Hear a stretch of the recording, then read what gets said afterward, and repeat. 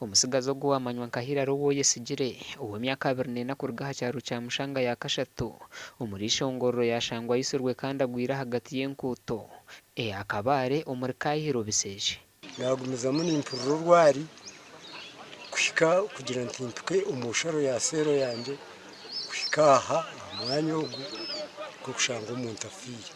Zazarishamushanjwe dakika mukunyana speed ntera polisi turabara kwikora tera polisi njya nayo kawo tushanga omuntu afiire igare muri yahiguru enkoko zimuryo mu rubaju tushanga tire muntu nomo wabaruho twamanya yitwa bahi koze batakaho ko bushuba turihira muri Kabare twamanya ukoze abatunji b'enkoko bashoka bataka bamwirukiza bamuhinza za Kagango bamwitara.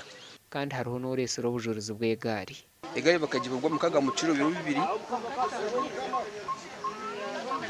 bashare kufuru indegari niyiji obwahwire akija kwiba Kagango bamwirukanze babakwata mugenzi wari umuko omunaka no mu prison Nyabushye obwari Nyabushye natwire na mugamba ngo nwe yamwegisho kwiba. Polisi yayenda kugamba ha kamera bitu yatwara omumbere gw'umugenzi omwirwarire rya Ruhoko hamwe no kweyongera kucondoza. Gasha kwa Timothy Mushabe.